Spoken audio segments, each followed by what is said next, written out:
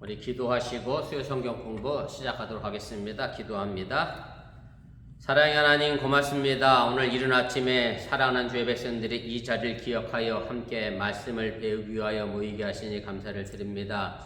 내게 주어진 이 말씀이 언제나 내 삶의 거울이 되게 하여 주시길 원하며 그 거울에 비춰 내 삶을 바꾸어가며 또 변화시켜 나가며 그렇게 하나님의 온전한 성숙한 믿음으로 성장해 나가도록 인도하시고 함께하여 주시옵소서. 추석이 지나고 나서 아침 저녁으로 많이 쌀쌀해졌습니다. 본격적인 환절기에 접어들면서 우리 사랑하는 어번교회 성도들 감기로 인하여 어려움 나지 않도록 도와주시길 원하며 또 건강의 문제 때문에 힘들어하지 않도록 하나님께서 언제나 눈동자같이 지키시고 보호하여 주시옵소서. 이제 시작하려고 합니다. 이 자리에 사탄마귀 건들 틈타지 않게 하시고 주의 성령이 함께하여 주시옵소서. 예수님의 이름으로 기도드렸사옵나이다. 아멘. 우리 찬송가 390장 우리 찬송하겠습니다. 390장입니다. 390장 우리 찬송합니다. 예수가 거느리시니 즐겁고 평안하구나. 주야의 자국 깨는 곳 예수가 거느리시네. 주 나랑 상 돌보시고 날 친히 거느리시네. 주 나랑 상 돌보시고 날 친히 거느리시네. 때때로 괴로움 당하며 때때로 기쁨 누리네. 풍파 중에 지키시고 평안히 인도하시네. 주 나랑 상 돌보시고 날 친히 거느리시네. 주 나랑 상 돌보시고 날 친히 거느리시네. 내 주의 손을 붙잡고 천국에 올라가겠네. 괴로우나 즐거우나 예수가 거느리시네.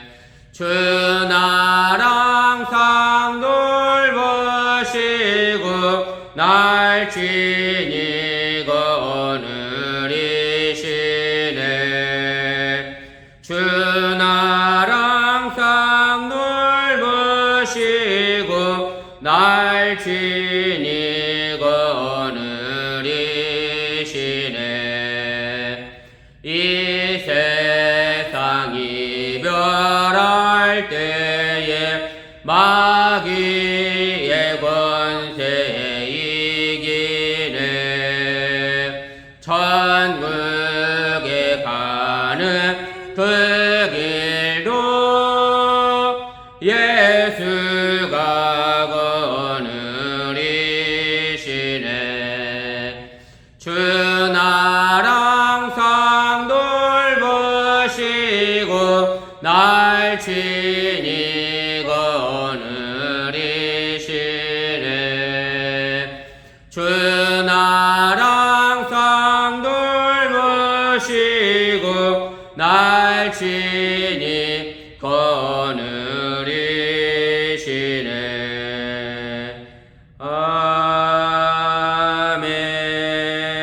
아멘. 우리 찬송 한 장 더 하겠습니다. 406장입니다. 우리 406장 우리 찬송 한 장 더 합니다. 고난 내 영혼 편히 쉴 곳과 풍랑이로도 안전한 폭풍까지도 다스리시는 주의 영원한 발의지에 주의 영원하신 발 함께 하사 항상 나를 붙드시니 어느 곳에 가든지 요동하지 않음을 주의 팔을 의지함이라.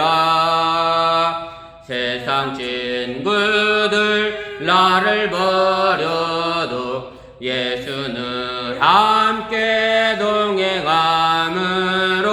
주의 은혜가 충만하리니 주의 영원한 발의지에 주의 영원하신 팔 함께 하사 항상 나를 붙드시니 어느 곳에 가든지 요동하지 않음을 주의 팔을 의지함이라. 나의 믿음이 연약해져도 미리 예비한 힘을 주시며 위태할 때도 안보하시는 주의 영원한 발의지에 주의 영원하신 팔 함께 하사 항상 나를 붙드시니 어느 곳에 가든지 요동하지 않음을 주의 팔을 의지함이라. 능치 못한 것 주께 없으니 나의 일생을 주께 맡기며 나의 모든 일 대신 지시는 주의 영원한 발의지에 주의 영원하신 팔 함께 하사 항상 나를 붙드시니 어느 곳에 가든지 요동하지 않음을 주의 팔을 의지함이라. 아멘. 우리 하나님 말씀 보겠습니다. 신약성경 로마서입니다. 우리 12장 우리 1절부터 8절까지 말씀 읽겠습니다. 신약성경 로마서 12장 1절부터 우리 8절까지 말씀 한 절씩 교독하시고 우리 8절은 함께 읽도록 하겠습니다. 그러므로 형제들아 내가 하나님의 모든 자비하심으로 너희를 권하노니 너희 몸을 하나님이 거룩하시는 기뻐하시는 거룩한 산 제물로 드리라. 이는 너희가 드릴 영적 예배니라. 너희는 이 세대를 본받지 말고 오직 마음을 새롭게 함으로 변화를 받아 하나님의 선하시고 기뻐하시고 온전하신 뜻이 무엇인지 분별하도록 하라. 내게 주신 은혜로 말미암아 너희 각 사람에게 말하노니 마땅히 생각할 그 이상의 생각을 품지 말고 오직 하나님께서 각 사람에게 나누어 주신 믿음의 분량대로 지혜롭게 생각하라. 우리가 한 몸에 많은 지체를 가졌으나 모든 지체가 같은 기능을 가진 것이 아니니 이와 같이 우리 많은 사람이 그리스도 안에서 한 몸이 되어 서로 지체가 되었느니라. 우리에게 주신 은혜들을 받은 은사가 각각 다르니 혹 예언이면 믿음의 분수대로 혹 섬기는 일이면 섬기는 일로 혹 가르치는 자면 가르치는 일로 혹 위로하는 자면 위로하는 일로 구제하는 자는 성실함으로 다스리는 자는 부지런함으로 긍휼을 베푸는 자는 즐거움으로 할 것이니라. 아멘. 오늘 로마서 35번째 시간입니다. 그리스도의 몸된 교회와 우리 지체 의식에 관한 말씀의 내용이고요. 우리 내용본에 보시면 이제 기독교 윤리를 사도 바울이 이야기하면서 우리가 지난주에 로마서 12장 1절 2절 말씀 속에서 우리 신앙인이 어떻게 살아가야 될 것이냐라고 하면서 기독교 윤리의 어떤 신학적인 큰 전제를 사도 바울이 이제 설명을 했습니다. 그리고 오늘 이어서 그 신학적 윤리의 토대 위에 우리 그리스도인들이 몸된 교회에서 그럼 어떻게 연합하여 함께 생활해야 될 것이냐에 관한 공동체 의식에 관련된 이야기를 오늘 사도 바울이 이제 해주고 있음을 우리가 보게 됩니다. 우리 본문 개요 보도록 하겠습니다. 그래서 지난 시간에 제가 말씀드렸던 것처럼 바울은 이제 11장까지 신학적인 이야기, 이제 교리적인 이야기에 대한 토론을 이제 끝내고 나서 12장 1절 말씀에서부터 출발해서 15장까지 우리 기독교인들이 어떻게 이 땅에서 윤리적인 삶을 살 것인가, 믿음의 바탕으로 해서 어떤 삶을 살 것인가에 대한 이야기를 하게 되고요. 그 첫 번째 것이 바로 오늘 이제 교회 안에서 우리가 그리스도의 몸을 어떻게 구성하고 어떻게 서로 연합하여 한 지체를 만들어 갈 것인가에 대하여 이야기를 하게 됩니다. 2번입니다. 그래서 바울은 오늘 이 3절 말씀에서부터 8절까지 믿음에 관련된 이야기를 하면서 모든 기독교인에게, 그리스도인들에게는 믿음이 있다라고 이야기를 하게 됩니다. 물론 제가 주석 시간에 다시 설명하겠습니다만 여기서 말하는 이 믿음은 우리가 조금 다른 차원의 생각을 해봐야 될 그런 믿음입니다. 제가 이미 고린도 전서 할 때도 말씀을 드렸던 것처럼 우리 신앙인에게는 믿음이 두 가지가 있습니다. 하나는 우리가 구원에 이르는 믿음, 예수 그리스도를 믿고 하나님을 믿는, 그래서 구원에 이르는 믿음을 의미하는 것이 하나 또 있고, 그리고 오늘 본문에 나와 있는 것처럼 이제 그 믿음대로 여기 나와 있는 것처럼 은사가 주어지는 또 다른 믿음을 이야기를 하게 되죠. 또 히브리서 11장에도 믿음에 대한 정의를 내리면서 이렇게 내지요. 믿음은 바라는 것들의 실상이요 보지 못하는 것들의 증거다라고 이야기하면서 선진들이 이로써 증거를 얻었다라고 하는데, 여기서 말하는 이 믿음 또한 구원에 이르는 믿음이라기보다 그 믿음을 가지고 어떤 역사를 만들어내는지에 관한 이 믿음을 이야기하는 건데, 사도 바울이 오늘 여기서 말하는 이 믿음도 구원에 이르는 기초적인 믿음을 의미하는 것은 일단 아니라고 하는 것 기억해 두시면 좋겠습니다. 그래서 이 믿음은 이제 특정 개인이나 일부 소수 집단에게만 한정된 그런 특권이 이야기가 아니라 구원받은 사람들에게, 모든 이들에게 나누어 주시는 하나님의 이제 공평한 선물. 그래서 오늘 보면 은혜라는 단어가 오늘도 계속해서 등장하게 되는데, 은혜라고 하는, 카리스라고 하는 헬라어 단어는 하나님이 우리에게 거둬 주시는 선물의 의미가 이제 들어 있고요. 그렇게 주어진 그 선물, 그 은혜, 그 믿음은 똑같은 수준, 동일한 똑같은 믿음을 가지고 있는 것이 아니라라고 하는 얘기입니다. 쉽게 말씀드리면 사람 따라 그 믿음의 정도와 분량이 전부 다 다르다라고 하는 얘기인데, 아무튼 바울이 여기서 제시하는 것은 이름의 이제 균등의 원칙입니다. 어느 한 사람에게 쏠려져 있고 누구에게는 없는 게 아니라 모든 사람에게 있다. 그 믿음의 은사는 다 있다라는 것을 이야기를 하게 됩니다.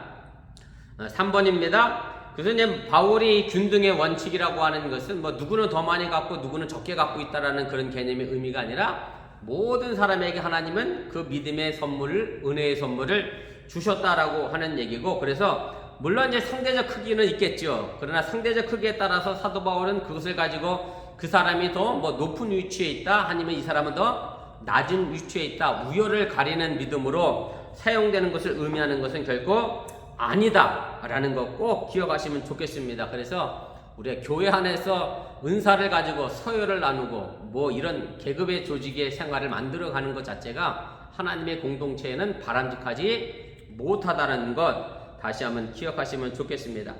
그래서 하나님께서 모든 그리스도인들을 향하여 공평하게 믿음의 몫을 부여를 하게 되고요. 그것은 이제 각자 표준에 어울린다라고 하는 얘기입니다.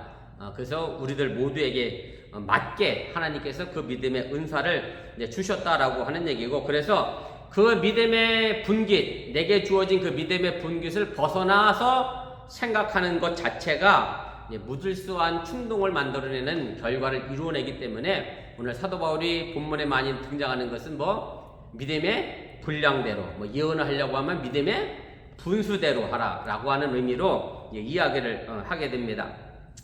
그래서 로마서 12장 오늘 3절에 있는 말씀의 내용입니다만은 제가 각주 하단에 1번으로 달아드렸던 것처럼 믿음의 몫을 우리에게 주셨는데 이렇게 표현되어 있어요. 오직 하나님께서 각 사람에게 나눠주신 믿음의 분량대로 지혜롭게 생각하라. 그래서 우리 모두에게는 그 믿음의 분량대로 하나님의 은사가 주어졌음을 사도 바울이 이야기를 하게 되고요. 1페이지 제일 아랫단입니다. 그래서 본문의 표현대로 그 다음 절에 보면 이렇게 되어 있습니다. 마땅히 생각할 그 이상의 생각을 품지 말아라 라고 하면서, 마땅히 생각할 그 이상의 것을 품는 것은 다시 말하면 내 욕심에 과도하게 지나치게 나타나는 것을 이야기하게 되고, 결국 이렇게 되면 조금 이런 표현이 어떨지 모르겠습니다만은 오만방자한 그런 신앙의 모습의 충동에 사로잡힐 수 있음을 사도 바울은 이제 경계를 하게 됩니다. 우리 2페이지 제일 꼭대기로 가겠습니다. 그래서 이렇게 분수에 따른 자기 이해를 근거로 해서 바울은 유명한 몸과 지체에 관련된 교회 공동체에 관한 이야기를 제시하게 되고요. 물론 이것은 고린도전서 이미 12장에 아주 길게 자세하게 설명한 부분이기도 합니다만은, 로마서에서는 아주 간략하게 표현하고 있습니다만은, 잘 아시는 대로 그리스도가 우리가 몸으로서 존재를 하고, 우리는 그리스도의 몸에 각자의 지체로서, 쉽게 말하면 나는 눈이 될 수도 있고, 어떤 사람은 손이 될 수도 있고, 어떤 사람은 발이 될 수 있다. 그래서 모든 성원들이 유기체적으로 그리스도의 몸에 붙어 있어서 하나님의 지체로, 하나의 지체로 이제 자리 잡고 있음을 사도 바울이 이야기를 하게 됩니다. 5번입니다. 이제 그러면서 오늘 그 은사에 관하여 이제 사도 바울이 이야기하면서 오늘 몇 가지 예를 들어 설명을 하게 되죠. 예언이라고 하는 것이 있고, 섬김도 있고, 가르침도 있고, 그 다음에 위로하는 자는 위로하는 일로 해서 권면하는 것이 기록되어 있고, 그 다음에 구제하는 일, 그 다음에 다스리는 일, 그 다음에 긍휼, 이런 대표적인 이제 은사가 이제 기록이 되어져 있고요. 그리고 이 각자 사역에 맞춰서 요긴한 능력을 하나님께서 이제 허락하셨다라고 하는 얘기고, 그런데 좀 특이한 것은 사도 바울이 이런 은사를 이야기하면서 그 뒤에 꼭 제한된 기능을 하나 더 붙였습니다. 그래서 쉽게 말하면 예언하는 사람은 믿음의 뭐대로 해라? 분수대로 해라. 그래서 예언이라고 해서 마음껏 해야 될 것이 아니라 믿음의 분수대로라고 이제 정해놨고, 또 긍휼을 베푸는 사람은 즐거움으로 해라, 기쁨으로 해라, 이런 식으로 어떤 단서종을 이제 달아놨고, 그래서 쉽게 말씀드리면 교만하지 않게 질서정연하게 교회 안에서의 이제 공동체 생활을 이룰 것을 이제 이야기를 하게 됩니다. 6번입니다. 그래서 바울에게 있어서 정말로 중요한 이제 관심사는 교회 내 각 지체가 그 다양한 은사를 통해서 서로 단합하고 일치하여서 이제 그리스도 안에서 한 몸을 이루어내는 것이 정말 중요하다라고 하는 얘기고, 고린도전서에도 이미 한번 제가 말씀을 드렸습니다만, 하나님께서 우리에게 은사를 주신 이유는 교회에 뭐를 세우기 위함이다? 덕을 세우기 위함이다. 그래서 내가 가진 은사로 인하여 교회에 덕이 되지 않는다라고 하면 그거는 은사라 말할 수 없다라는 것을 제가 이미 말씀드렸고, 결국 은사라고 하는 것은 교회에 덕을 세우기 위하여 우리에게 주신 것이지, 결국 그것을 교회 안에 어떤 자랑거리로 만들기 위하여 주신 것이 아니라고 하는 것 다시 한번 기억해 주시면 좋겠습니다. 우리 본문 주석 보면서 좀 더 자세하게 설명을 해 나가도록 하겠습니다. 이제 바울은 교회 내에서 정치적으로 혹은 종교적으로 민족적 우열을 놓고 갈등을 겪고 있는 사람들에게 서로 어떻게 할 것을 이제 권면하고 있습니까? 오늘 3절에 있는 말씀의 내용인데, 제가 3절 다시 읽어드리고 설명해 가도록 하겠습니다. 내게 주신 은혜로 말미암아 너희 각 사람에게 말하노니 마땅히 생각할 그 이상의 생각을 품지 말고 오직 하나님께서 각 사람에게 나눠주신 믿음의 분량대로 지혜롭게 생각하라, 이렇게 말씀합니다. 그래서 오늘 사도 바울은 이 이야기를 하면서 자신의 사도적 권위를 가지고 이야기합니다. 그냥 내가 그렇게 했으면 좋겠다 단순하게 말하는 게 아니라 하나님께서 부여하신 사도의 직임을 가지고 권면하게 되는데, 그 사도의 직임을 가지고 권면하는 내용을 가지고 오늘 이렇게 시작하죠. 내게 주신 은혜로 말미암아. 그래서 내가 혼자 하는 게 아니라 하나님이 내게 주신 은혜로 너희들에게 이렇게 권면하니까 내 말을 잘 들었으면 좋겠다. 그런 발언을 이제 설득력 있게 하기 위하여 사도 바울이 첫 문장을 이렇게 이제 시작을 하게 됩니다. 그래서 사도 바울이 권면하고 있는 가장 중요한 핵심은 이겁니다. 그것은 바로 생각해야 할 것 이상을 스스로 넘어가지 말라. 본문 표현 그대로 얘기하면 이런 의미입니다. 생각할 이상의 생각을 품지 말라. 이런 의미인데, 그 사도 바울이 이 이야기를 하면서 자기 스스로 높게 생각하지 말라라고 하는 것을 의미하게 됩니다. 쉽게 말씀드리면 내 생각의 분량이 50이면 50에 맞게 생각해야지, 내가 50임에도 불구하고 70을 해야지 이렇게 생각하는 것 자체가 교만이고 문제를 만들어내는 것임을 이야기를 하게 됩니다. 사도 바울이 오늘 이렇게 이야기한 것 가운데 하나가 이제 사도 바울의 모든 편지 속에서 주로 나타나는 현상이긴 합니다만, 갈라디아서도 그랬고 고린도서도 그랬고 믿음이 강했던 사람들과 그 다음에 믿음이 약했던 사람들이 동시에 존재했잖아요. 모든 교회 안에 있는 성도들이 다 믿음이 좋으면 상관이 없는데 그렇지 못한 부분이 있기 때문에 사도 바울은 오늘 이 스스로 생각한 것 이상 품지 말라고 하는 얘기는 그럼 누구에게 한 말이겠어요? 믿음이 스스로 강하다고 생각했던 사람들에게 하는 말입니다. 믿음이 약한 사람들은 사실 생각한 것 이상으로 생각하는 게 아니라 자기가 생각하는 것보다도 항상 낮게 이야기하죠. 아이고 전 못합니다 이렇게 얘기하지, 저는 잘할 수 있습니다 라고 하면서 저는 믿음이 없습니다 라고는 이야기할 수 없기 때문에 그렇습니다. 그래서 가로 2번의 마지막 줄입니다. 그래서 이는 로마 교인들 가운데 이른바 강한 자들이 약한 자들을 향하여 교만한 마음을 가지고 행사하는 것에 대한 경고를 담고 있는 그런 얘기고요. 물론 오늘 너희 각 사람에게 말한다라고 하면서 마치 한 사람 한 사람에게 이야기하는 것처럼 들리지만, 실상은 사도 바울은 로마 교회 안에 믿음이 강했다라고 스스로 생각한 사람들에게 주는 그런 교훈으로 우리가 염두에 두고 있을 가능성이 더 높다라고 하는 것을 여러분들 이해하시면 틀리지 않겠습니다. 3번입니다. 생각할 그 이상의 생각을 품는 것은 결국은 사도 바울이 이제까지 얘기했던 참된 지혜와 거리가 먼 일종의 자화자찬 같은 것이고요. 제가 거기 각주 4번 달아드렸는데 한번 보세요.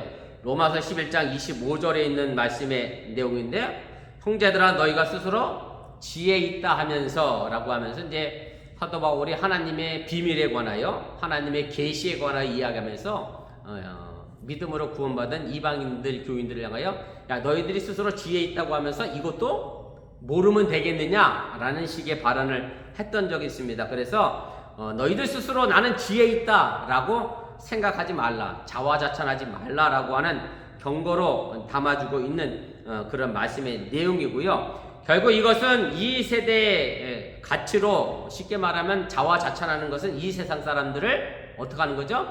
따라가는 것이죠. 오늘 사도 바울이 우리 기독교인들이 가져야 될 신학적 윤리적 토대에 관하여 로마서 12장 1절 2절 말씀에서 특별히 2절에서 뭐라고 그랬죠? 이 세대를 뭐하지 말아라? 본받지 말아라. 이 세대의 가치를 따라 살지 말아라 라고 얘기했는데, 자화자찬하고 교만하는 것은 이 세대의 가치를 의미하는 거고, 그래서 지난 시간에 얘기했습니다만, 그럼 이 세대를 본받지 말고 어떻게 하죠? 너희 마음을 새롭게 변화를 받아 하나님의 온전하시고 기뻐하신 뜻이 무엇인지 분별하라 그랬죠. 그래서 마음을 새롭게 변화한다라고 하는 얘기인 것은 내 감정의 변화가 아니라 내 지성, 내 이성을 가지고 자꾸 갱신하고 변혁시켜 나가서 하나님의 기뻐하신 뜻이 무엇인가를 알아가라 라고 하는 의미로 이미 말씀드렸던 것처럼, 그래서 내가 가지고 있는 이 지성의 갱신을 통해서 하나님이 뭘 원하시는지, 하나님이 뭘 바라고 계신지 바른 분별력을 갖추어야 한다라고 경계하고 있음을 사도 바울이 이야기하고 있다라고 하는 얘기입니다.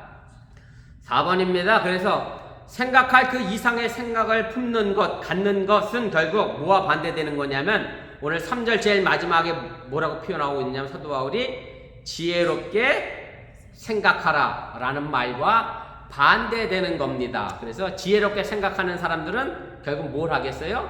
내가 생각한 것 이상의 것을 생각하지 않는 사람들이라고 이야기하는 거고, 그래서 지혜롭게 생각한다라고 하는 말은 쉽게 말하면 분별 잘 해라 라고 하는 의미고, 뭐 다른 말로 표현하면 절도 있게, 그 다음에 또는 뭐 절제한다라는 말로 우리가 설명을 할 수가 있습니다. 그래서 실제로 오늘 사도 바울이 여기 지혜롭게 생각하라고 하는 이 단어의 의미가 그때 당시에 헬라인들이 중요하게 생각했던 절도 혹은 절제의 의미이고요. 정말로 중요한 미덕 가운데 하나고, 그래서 절도와 절제의 의미는 뭐냐면 건전한 판단력과 겸손한 자세, 그 다음에 신중함과 단정함을 가리키는 말로 우리가 이해하면 틀리지 않습니다. 그래서 사도 바울이 오늘 여기 지혜롭게 생각하라고 하는 말의 의미는 건전하게 판단하고 겸손하게 판단하고, 그 다음에 균형감각 잃어버리지 않게 신중하고 단정함으로 생각하라라고 하는 의미로 우리에게 주고 있다라고 하는 얘기입니다.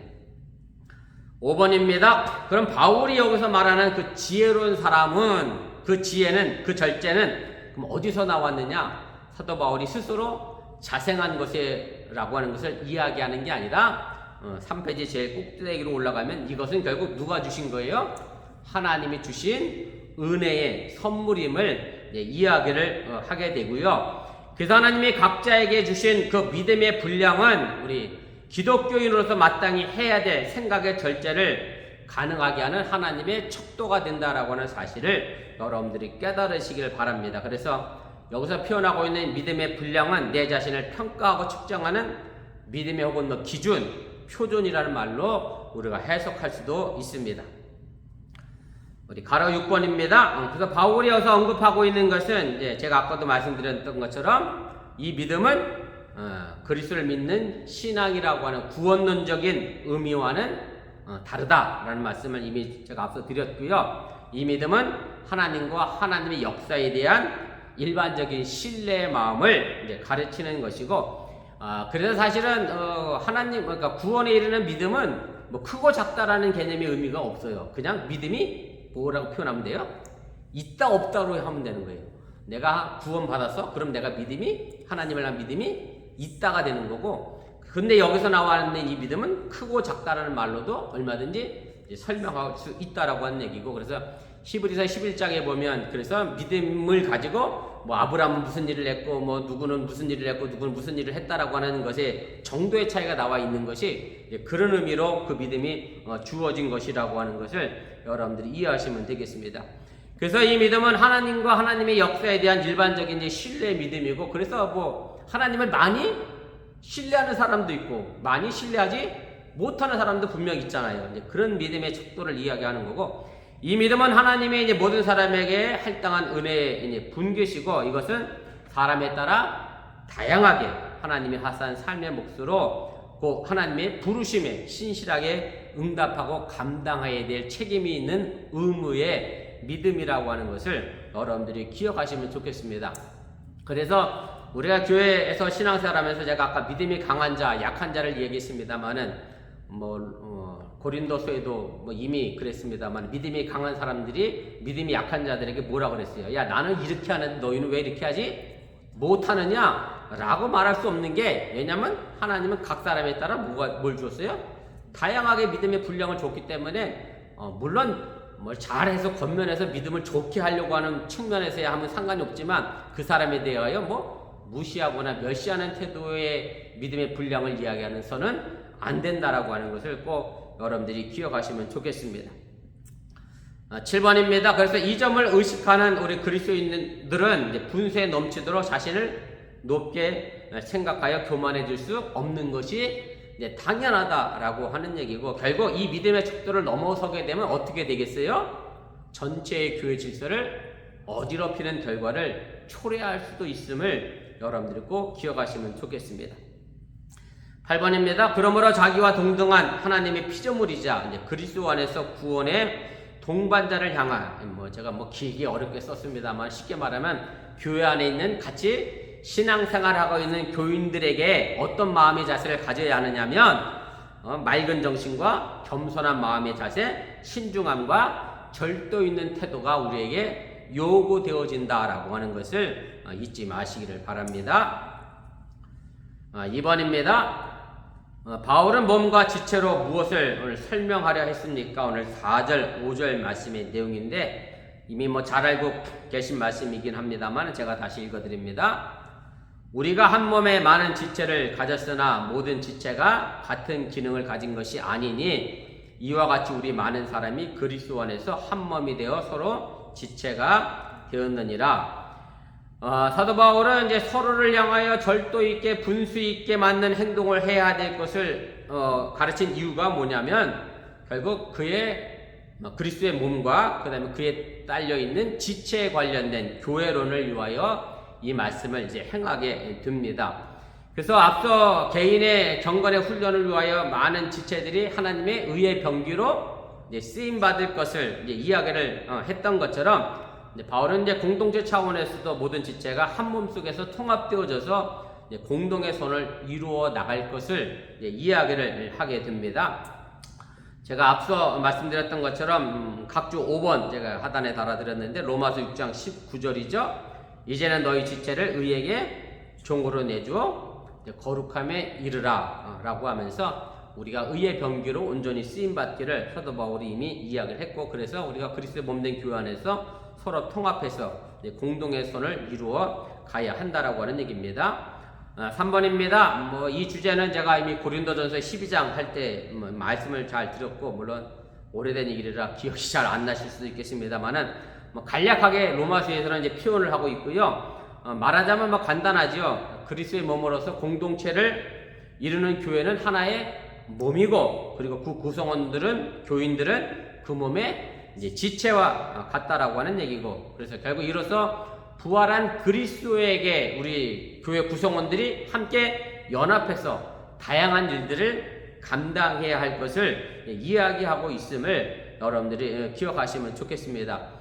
그래서 고린도서에서는 이제 사도 바울이 이렇게 얘기했죠. 눈이 손더러 너는 쓸데없다. 발이 손더러 너는 필요 없다. 이렇게 서로 이야기할 수 없다. 눈은 눈대로, 발은 발대로 다 필요한 지체라고 하는 것을 말씀을 했습니다. 4번입니다. 여기 오늘 사도 바울이 이제 우리 많은 사람 이렇게 표현하고 있는데, 그 많은 사람과 우리는 사도 바울을 포함한 모든 사람들을 가르치는 동격의 구조를 이루고 있고요. 결국 우리 모두가 다 그리스도 안에서 한 몸을 이루는 동시에 개인적으로 서로를 위한 서로의 지체라는 것으로 교회 성원으로서 정말로 개인도 중요하고 공동체도 중요하다라고 하는 것을 사도 바울이 이야기를 하게 됩니다. 사실은 우리가 이 몸과 지체라고 하는 개념을 생각하면서 마치 우리 교회가 공산주의 같은 개념이, 쉽게 말하면 공동체를 위하여 지체가 존재하는 것처럼 우리가 오해할 수도 있습니다만, 사도 바울이 말하는 것은 지체도 중요하고 공동체도 중요하고, 그래서 우리 공동체를 위해서 이 지체는 잘라 없어져야 된다라고 해서 잘라버릴 수 없음 또한 우리가 기억할 필요가 있다라고 하는 얘기고요. 그래서 통일성과 다양성을 우리가 함께 만들어가야 한다는 것을 여러분들이 잊지 않았으면 좋겠습니다. 5번입니다. 다시 말씀드리면 그리스도인은 그리스도 안에서 몸된 교회의 지체인 동시에 서로를 위한 서로의 지체가 되는 셈이고요. 그럴 것이 한 지체가 다른 지체를 위해 유익을 끼치지 못할 경우 이로써 전체 몸에 결코 유익한 결과를 가져오지 못하기 때문에 그렇습니다. 사실은 이 부분은 몸과 지체에 관한 이야기로도 우리가 설명할 수 있겠습니다만은 지금 우리가 살고 있는 이 어번이라고 하는 지역 자체가 현대기아 자동차에 연결되어져서 서로 합력하여 선을 이루는 일종의 1차, 2차, 3차 밴드의 여러 가지 부품 기업들이 있습니다만은, 사실 그 많은 부품 기업들 가운데 어느 하나 부품이 안 만들어지지 않으면 뭐가 안 되죠? 차가 만들어지지가 않습니다. 똑같은 원리입니다. 아주 작은 나사못 하나라도 없으면 차가 온전하게 생산될 수 없는 것과 마찬가지로 우리 교회 안의 모든 지체들은 다 같이 소중하다라고 하는 얘기고, 제가 언젠가 우스갯소리를 한번 말씀드렸습니다만은, 몸의 지체가 쉽게 말하면 배변하는 항문을 더럽고 너 쓸모없는 존재다라고 얘기했더니 항문이 그래 한번 너희들 내가 일 안 하면 어떻게 되나 보자 해서 골탕을 먹이느라고 똥을 안 싸고 꽉 묶어뒀어요. 그럼 어떻게 되겠어요, 몸이? 전부 망가지는 거죠. 속도 불편하고 얼굴에 이상한 것도 나고 몸 전체가 제 기능을 할 수가 없습니다. 그래서 어느 지체 하나 필요하지 없는 것이 없다라고 하는 얘기고, 결국 몸의 모든 유익을 가져다 줘야 될 서로가 서로에게 중요한 지체라고 하는 것 우리가 잊지 말아야 합니다. 그래서 6번입니다. 제가 그대로 읽겠습니다. 따라서 각 지체는 스스로 우쭐하기보다 겸손한 몸가짐과 마음가짐으로 다른 지체를 존중하며 공익을 앞세우는 것이 결국 자신의 유익을 위해서도 바람직하다라고 하는 얘기입니다. 나만을 위한 것이 아니라 다른 사람을 위한 거고, 나를 위한 것이 곧 또 다른 사람을 위한 서로의 유익을 위하여 좋은 일이라고 하는 그런 말씀의 내용입니다. 우리 4페이지 제일 위로 올라가겠습니다. 바울이 말하는 은사는 그럼 과연 무엇입니까? 오늘 6절부터 8절까지 나와 있는 말씀의 내용인데 제가 6절부터 8절 마지막 부분입니다. 읽겠습니다. 우리에게 주신 은혜대로 받은 은사가 각각 다르니 혹 예언이면 믿음의 분수대로, 혹 섬기는 일이면 섬기는 일로, 혹 가르치는 자면 가르치는 일로, 혹 위로하는 자면 위로하는 일로, 구제하는 자는 성실함으로, 다스리는 자는 부지런함으로, 긍휼을 베푸는 자는 즐거움으로 할 것이니라. 이렇게 이야기를 합니다. 그래서 바울은 이제 은혜와 은사라는 단어를 연이어 사용하면서 이제 설명을 하게 되는데, 은혜는 헬라어로 카리스라는 단어를 사용하고요, 은사는 헬라어로 카리스마라는 단어를 사용합니다. 그래서 카리스라는 단어가 은사 앞에도 붙어 있기 때문에 당연히 하나님이 주신 선물로 주어진 것이 은사, 카리스마라는 것으로 일단 여러분들이 이해해 두시고 제가 말씀을 더 설명해 나가도록 하겠습니다. 그래서 교회 지체를 이루는 이 각자가 독립적인 지체라는 점에서 그 지체의 일단 실천적 기능이 다 다를 수밖에 없다라는 것을 이미 몸과 지체에 관하여 제가 이미 말씀을 드렸고, 결국 이 기능과 역할의 다양성은 결국 뭐와 연결되느냐면 은사의 다양성으로 연결을 되어지게 되고, 그리고 그 은사를 주신 분은 결국 하나님 한 분이시기 때문에, 하나님의 은혜로 주어진 것이기 때문에 다양하다 할지라도 하나님의 은혜로 서로 통일되어져야 한다라는 사실을 우리가 잃어버려서는 안 된다라고 하는 얘기입니다. 그래서 바울은 이제 그리스도인들에게 부여된 이 은사가 개인적인 어떤 자랑거리로 잘못 사용될 수 없음을 분명하게 이야기하는 거고, 하나님의 은혜가 구체적인 통로라는 것을 그래서 명시하고 오늘 우리에게 주는 것이고, 결국 은사의 다양성은 제가 또 아까 얘기했습니다만 서로 구별하고 차별하고 우열을 나누고자 라는 것으로 주신 것의 의미로 가르치지 않는 것 다시 한번 기억하시기를 바라고, 하나님은 모든 사람에게 조화롭게 구현되도록 하기 위하여 조직적으로 그 은사를 배분하시고 나누어 주신다라고 하는 것을 여러분들이 잊지 마시기를 바랍니다. 자, 그럼 사도 바울이 말하고 있는 은사는 도대체 뭐냐? 은사 얘기하면 이제 사도 바울의 신약에 있어서 아주 중요한 요소고요. 우리가 그리스도와 함께 죽고 사는 세례를 통해서 우리 그리스도인들이 인격적으로 부르심을 받고 성령을 받게 되면 이로써 모든 사람들은 영에 속한 사람이고, 그로 인하여 하나님의 선물, 은사를 우리가 이제 받게 됩니다. 사도 바울은 은사와 같은 개념으로 영적인 것, 로마서에도 표현했습니다만 또 고린도전서 12장에도 표현했습니다만 너희가 신령한 것에 대하여 알기를 원한다, 그리 표현했죠. 그래서 은사와 같은 의미로 이제 신령한 것도 사도 바울이 사용합니다. 신령한 것이라고 하는 히브리어 단어는 퓨뉴마티카라는 단어를 사용했는데, 퓨뉴마는 바람, 성령 그런 의미죠. 그래서 이제 영적인 것 그런 의미로 이야기를 했는데, 이제 문제가 뭐냐면 은사와 이 영적인 것, 신령한 것을 우리가 조금은 구별해서 생각해 볼 필요가 있습니다. 그래서 사도 바울은 은사라고 하는 말을 사용할 때와 영적인 것, 신령한 것을 사용할 때는 그 환경의 차이가 조금 있습니다. 사도 바울은 언제 영적인 것, 신령한 것에 대하여 이야기를 했느냐면 성령 열광주의자와 논쟁할 때 이 단어를 사용하게 됩니다. 쉽게 말하면 제가 이해하기 쉽게 성령 열광주의라고 했습니다만, 또 다른 말로 표현하면 영 열광주의자들. 언젠가 지난주인가 제가 한국 뉴스를 우연히 보다가 브라질에 또 웬 한인 목사가 공동체를 만들어 갖고 신랑님, 각신님 이런 뉴스를 봤습니다. 사실 이제 그런 측면이 전부 뭐한 사람들이냐면 열광주의자들이라고 해도 틀리지 않고요. 뭐 몇 년 전에는 또 피지섬의 은혜교회라고 하는 여자 목사님이 뭐 공동체 생활을 한다고 하면서 단체로 사람들을 학대했던 그런 뉴스거리도 나왔는데, 사실 그렇게 빠질 수밖에 없는 건 다 열광주의자들에 관한 뭐 그런 우리가 논쟁의 차원으로 우리가 생각해 볼 수 있고, 사도 바울이 있었던 고린도 교회도 마찬가지고 고린도전서는 더더욱 그렇죠. 보면 예배 공동체 안에서 이 열광주의자들이 순서를 지키지 않고 자기가 뭐 하나님의 은혜를 입었다 그래서 황홀한 체험경을 막 이야기하고, 그러니까 예배 질서가 무너지니까 사도 바울이 하되 좀 순서대로 좀 지켜서 해라. 그리고 뭐 방언을 하려고 하면 꼭 옆에 누구를 세워라. 통역하는 사람을 세워서 그 이야기가 뭔지 알 수 있도록 그렇게 해라. 그래서 너 혼자 홍월경에 빠져서 그렇게 예배하지 말라. 그래서 차라리 1만 마디 방언하는 것보다 하나님 말씀 한마디 깨닫는 게 더 낫다. 뭐 이런 식으로 이제 사도 바울이 열광주의자와 논쟁하는 차원에서 이 신령한 것, 영적인 것을 이제 이야기를 하게 됩니다.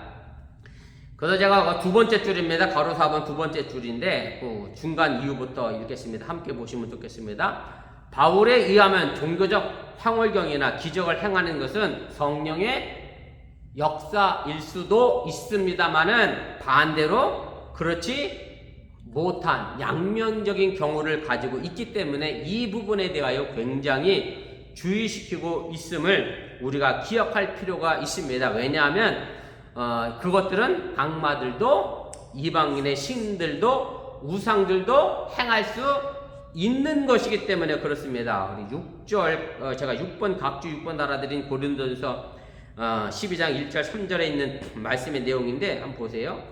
형제들아 신령한 것에 대하여, 여기서 신령한 것이 바로 퓨니마티카라는 단어를 사용했고요. 나는 너희가 알지 못하기를 원하지 아니한다 라고 하면서 그 신령한 것을 알았으면 좋겠다라고 이야기를 하는데, 그런데 이렇게 표현합니다.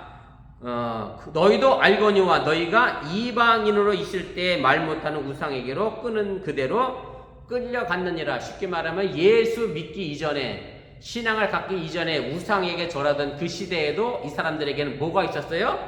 그런 종교적 황홀감과 그런 신비로움을 체험할 수 있었다라는 것을 이야기를 하게 됩니다. 그러면서 이렇게 표현하죠. 그러므로 내가 너에게 알리노니 하나님의 영으로 말하는 자는 누구든지 예수를 저주할 자라 하지 아니하고 또 성령으로 아니하고는 누구든지 예수를 주시라 할 수 없느니라. 그래서 이 신령한 것, 황홀경에 빠지는 것을 사도 바울은 꼭 성령의 역사가 아닐 수도 있다라는 것을 이야기를 하게 됩니다. 물론 성령의 역사를 통해서 황홀감, 뭐 우리도 예전에 많이 뭐랄까요, 이십진도 하고 천국도 왔다 갔다 하는 그런 간증의 얘기를 많이 들었습니다만은 성령의 역사도 있지만 꼭 100% 그렇지 않다라는 것도 사도 바울이 이야기를 하고 있는 것이고요.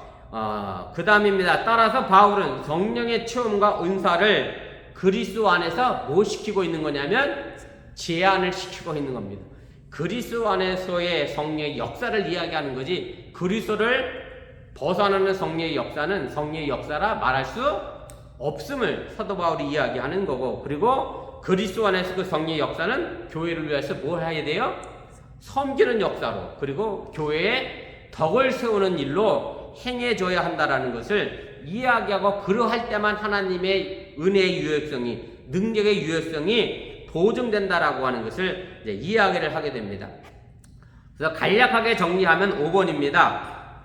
은사와 영적인 것을 정리하면 은사는 영적인 능력 안에서 비롯된 봉사의 직책입니다. 말 그대로 섬기는 직책이 은사고, 그 다음에 영적인 것은 뭐가 빠지느냐면 황홀감과 체험만을 강조하고 뭐가 없어요? 섬기는 직책, 봉사, 의무가 없는 것을 여러분들이 쉽게 구분하면 우리가 하나님의 은사와 영적인 것을 우리가 구별할 수 있음을 여러분들 다시 한번 기억하시면 좋겠습니다. 그러면서 사도 바울이 은사의 다양한 일을 언급하면서 이제 몇 가지 예를 드는 것이, 사실 이것은 몇 가지 예입니다. 뭐 꼭 이것만 은사다라고 말할 수 없다라고 하는 얘기입니다. 그래서 그 은사는 정말로 무궁무진하게 다양하게 우리 교회 안에서 쓰임 받을 수 있다라고 하는 얘기고, 여기인 것은 사도 바울이 예를 들어서 말씀한 것이 이것만 은사다라고 여러분이 단정지어서는 안 된다라고 하는 얘기입니다. 그래서 제일 먼저 거론하고 있는 것이 이제 예언인데, 뭐 이건 제가 누누이 말씀드렸습니다. 여기서 말하는 예언은 미래의 일을 내다보고 미래의 일을 점치는 예언이 결코 아니라는 것 다시 한번 기억하시면 좋겠고요. 제가 구약 성경에 나와 있는 예언자들, 뭐 이사야, 예레미야, 뭐 호세야, 다니엘, 에스겔 전부 이 사람들의 예언자의 의미도 무슨 뜻이 아니다? 앞일을 내다보고 점치는 자로서 예언자가 아니다. 그래서 제가 그 예를 한문으로 하면 무슨 예와 같다라고 말씀드렸느냐면 은행에 저금하는 예금, 예탁. 내가 은행에다가 뭘 하는 거죠? 맡기는 거죠. 그 맡길 예자를 쓰는 거거든요. 그래서 예언의 의미는 여기서 예언의 의미는 하나님이 내게 뭘 맡겨주신 거예요? 말씀을 맡겨주셔서 그 말씀을 전하는 일이 예언자의 일이지 우리가 흔히 생각하는 점치는 사람을 예언자로 의미하는 것은 아닌 것 꼭 기억하시면 좋겠습니다. 그래서 제가 6번 읽어가겠습니다. 은사의 다양한 일을 언급하면서 가장 먼저 거론하는 것은 예언입니다. 이것은 우리가 흔히 생각하듯 미래의 일을 미리 알려주고 해석해주는 일이 아니라 하나님의 말씀을 맡아 그 말씀을 적절하게 선포하는 일로서 설교를 뜻하는 것임을 이해하시면 되고요. 그래서 바울은 고린도전서에서 방언 말하기보다 예언하기를 더 심쓰라고 권면한 것이 바로 이런 차원에서의 의미임을 여러분들이 기억하시면 좋겠습니다. 자, 그 다음 말이 참 중요한 이야기인데요. 근데 사도 바울이 예언하는 사람을 향하여 뒤에다가 뭘 갖다 붙였느냐면 예언하는 사람은 뭐대로? 믿음의 분수대로 하라 이렇게 이야기를 합니다. 왜냐하면 분수대로 하라는 얘기는 뭐 이런 것이에요. 믿음의 분수라 하니까 뭐라고 설명하면 좋을까? 여러분들이 가끔 싸우시면 안 되겠지만 남과 싸울 때 네가 뭐 네 주제를 아냐 그걸 때 주제라는 말보다 또 어떤 단어도 써요. 네 분수 좀 알아라 이거거든요. 딱 이 분수요. 그런 개념이 아주 정확할 거예요. 믿음의 분수대로 라는 말은 쉽게 말씀드리면 과장하고 허세가 되기 쉬운 예언의 속성을 경계한 그런 말씀의 내용이고 사실 하나님의 말씀을 전하는 사람들이 가장 빠지기 쉬운 잘못된 오류 중에 하나가 뭐냐면 그 믿음의 분수를 넘어서서 과장되이 이야기하는 것에 있음을 우리가 여러분들이 꼭 기억하시면 좋겠습니다.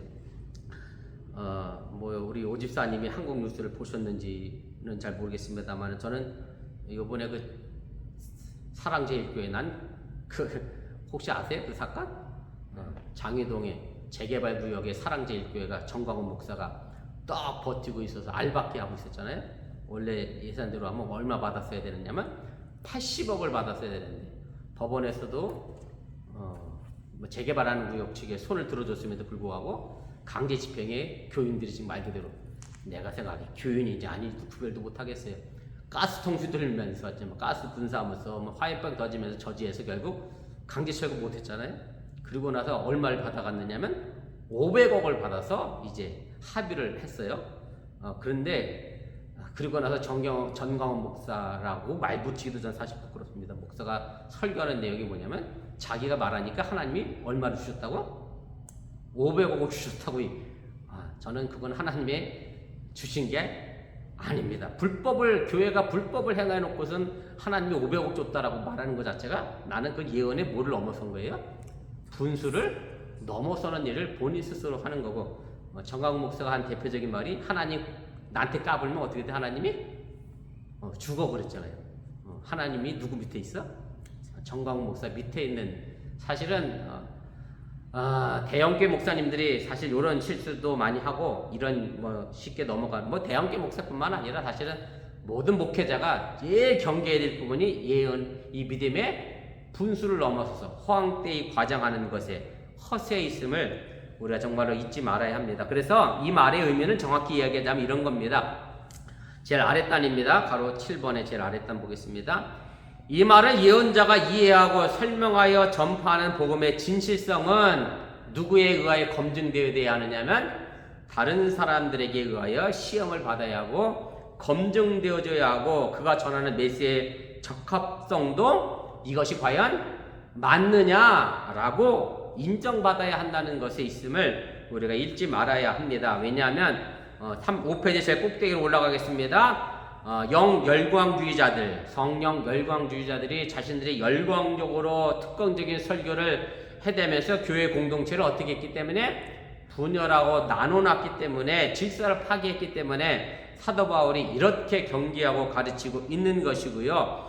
그래서 믿음의 분수대라고 하는 표현은 이게 자신의 주관적인 믿음의 분수를 의미하는 게 아니라 교회가 인정하는 믿음의 진리의 한계 내에서 하나님의 말씀을 해석하고 선포하고 전해야 한다는 것을 의미를 하게 됩니다. 그럼 믿음의 진리의 한계는 도대체 뭐냐? 제가 각주 7번에 이렇게 달아드렸습니다.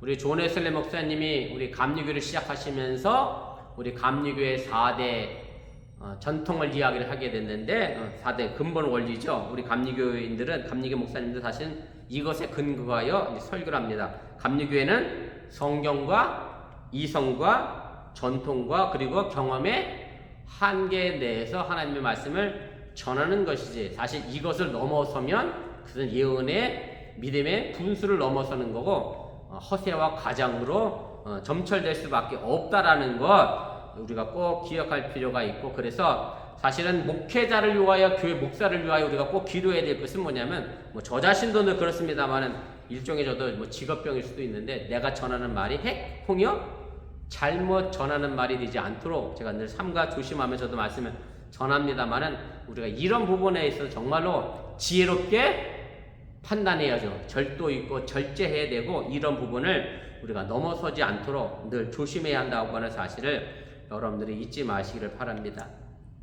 8번입니다. 그 다음에 두 번째로 나오는 것이 이제 섬기는 일을 하는 사람은 섬기는 일로라고 이야기를 하게 되는데 디아코니아라는 단어를 사용을 했고요.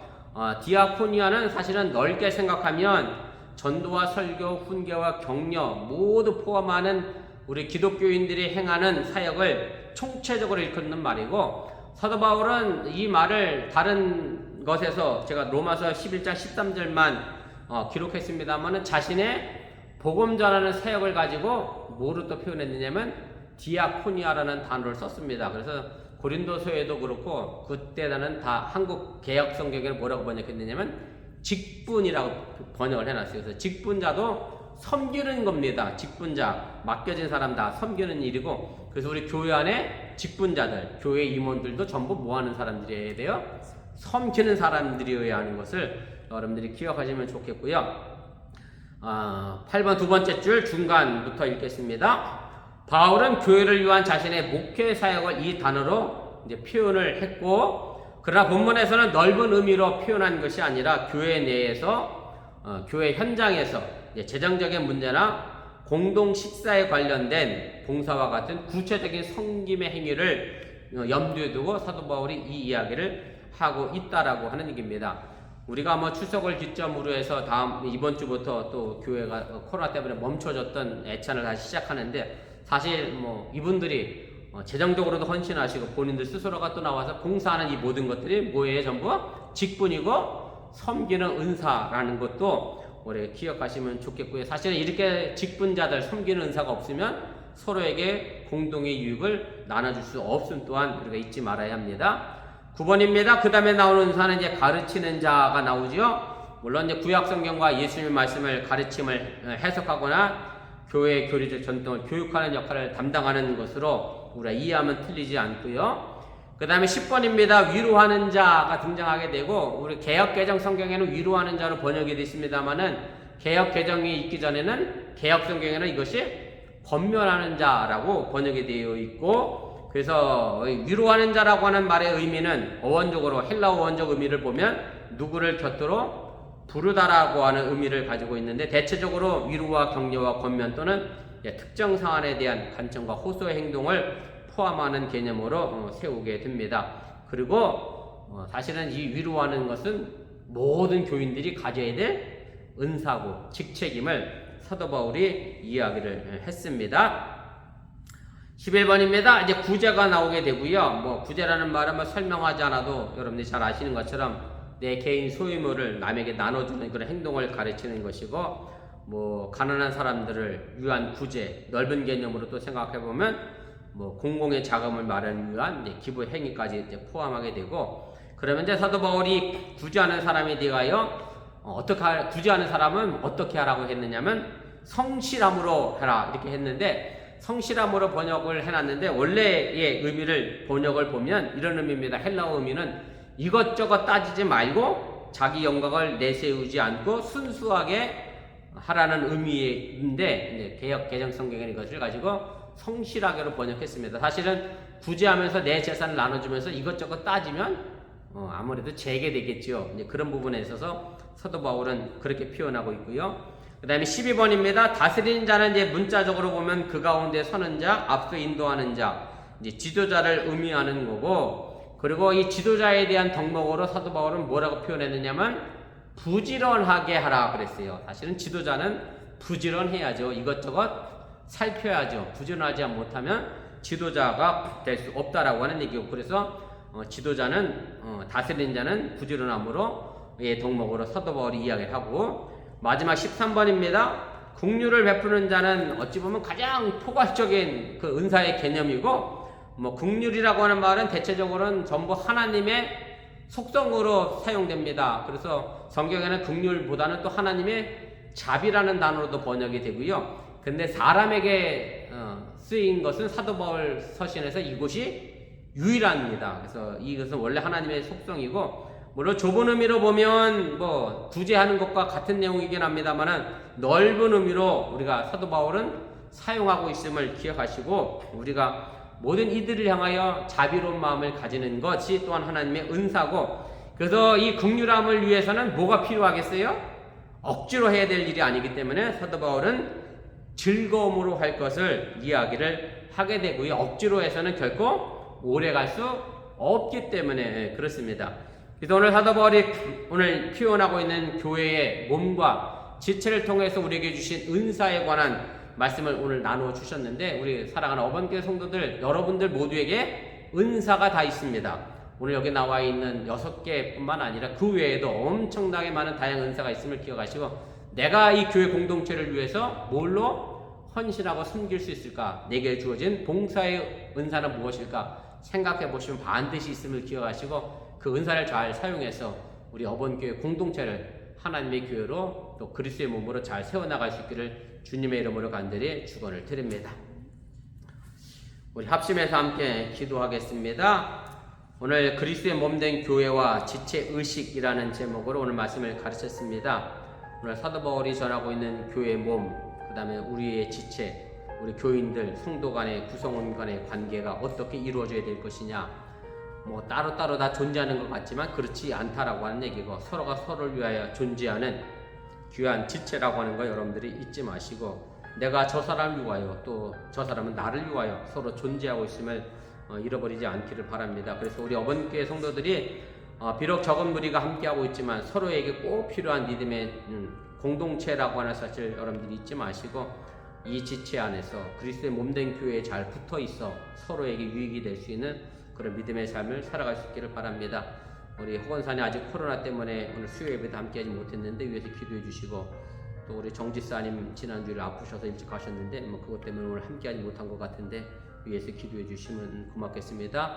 또 우리 김재원 권사님 무릎 쉬시더라고 회복 중에 있습니다. 위에서 기도해 주시면 고맙겠습니다. 기도하겠습니다. 사랑의 하나님, 오늘 시간에 부족한 중에 잠시 말씀을 전했습니다. 잘못 전한 것이 있으면 저들 마음과 생각을 사라지게 도와주시고, 하나님의 능력의 말씀만 마음속 깊은 곳에 자리 잡아 저들의 삶을 통하여 나타나게 하여 주시고, 또한 증거되게 하여 주시면서 오늘 사도 바울이 우리에게 주신 말씀의 내용이 있습니다. 그것은 다른 것이 아니라 하나님 그리스도의 몸으로서 우리가 그 지체의 역할을 잘 감당해야 하고, 그리스도의 몸으로서의 우리가 지체로서 서로가 서로에게 유익을 주어야 할 것을 이야기하면서 여러 가지 은사를 이야기를 했습니다. 단순히 6가지만 은사가 아니라 이것보다 더 많은 은사가 우리에게 있음을 잃어버리지 않게 해주시오나며, 사랑하는 우리 어번교회 성도들, 내가 가지고 있는 은사를 위하여 이 공동체를 위해서 그리스도의 몸을 위하여 어떻게 헌신하고 어떻게 봉사하고 어떻게 섬길 것인가를 생각하게 하여 주시오나며 그렇게 한 공동체 이굴리와 함께 나가도록 인도하시고 함께하여 주시옵소서. 하나님 우리가 그리스도의 몸으로 통일성을 이루는 것도 중요하고 그 안에서 어떤 다양성을 잃어버리지 않게 해주시오나며 우리 어번교회가 정말로 하나님의 뜻 안에서 아름답게 만들어가며 이끌어갈 수 있는 그런 믿음의 역사를 이룰 수 있도록 인도하시고 함께하여 주시옵소서. 오늘도 주어진 말씀이 있습니다. 그 길 따라 나아가 승리하게 도와주시고 오늘 앞과 함께하지 못한 우리 허건사님 정지사의 건강 또한 지켜주시고 우리 김정권사님 무릎 실수라고 회복 중에 있는 가운데 있으니 바로 회복을 하게 도와주시고 자신의 위치에서 자신의 역할을 또 충실히 감내해 나가도록 인도하시고 함께하여 주시옵소서. 사랑하는 남편의 직장과 삶을 터든 기억하시고 사랑하는 자녀들의 학교생활과 새학년 새학기를 위하여 축복하오니 주여 크신 은혜가 우리 사랑하는 자녀들의 앞날 속에도 넘쳐나게 도와주시오나며 우리 어번교회 성도들이 가는 곳마다 하나님의 영광이 두루 펼쳐날 수 있도록 인도하시고 함께하여 주시옵소서. 믿습니다. 사랑의 하나님 고맙습니다. 오늘 시간에 부족한 중에 잠시 말씀을 가르쳤습니다. 잘못 가르친 것이 있으면 저들 마음과 생각 속에 사라지게 도와주시고 하나님의 능력의 말씀만 마음속 깊은 곳에 자리 잡게 하여 주시옵소서. 지난주에 코로나로 함께하지 못했던 우리 허건사님 건강 지키시고 정지사님 건강 또한 회복하게 도와주시오나며 우리 김정권 사님 무릎 시술도 빠른 회복의 역사를 이루게 도와주시기 원하고 새학년 새학기를 시작한 사랑하는 자녀들의 앞날과 좋은 교우 관계 위에도 하나님의 큰 축복이 임하게 하여 주시기를 원하며 우리 어번교회 모든 성도들이 그리스도의 몸을 이루어가는 지체로서 서로에게 유익이 되도록 합력할 선을 이루게 하여 주시옵소서. 이 모든 말씀 예수님의 이름으로 기도드렸사옵나이다. 아멘. 하늘에 계신 우리 아버지여 이름이 거룩히 여김을 받으시오며 나라의 임하옵시며 뜻이 하늘에서 이루어진 것 같이 땅에서 이루어지이다. 오늘날 우리에게 원량식을 주옵시고 우리가 우리에게 주신 대를 사하여 준 것 같이 우리 죄를 사하여 주옵시고 우리를 시험에 들게 하지 마옵시고 다만하게 수고하옵소서. 대개 나라와 권세와 영광이 아버지께 영원히 있사옵나이다. 아멘. 감사합니다. 말씀을 마쳤습니다. 건강한 모습으로 주일에 뵙겠습니다.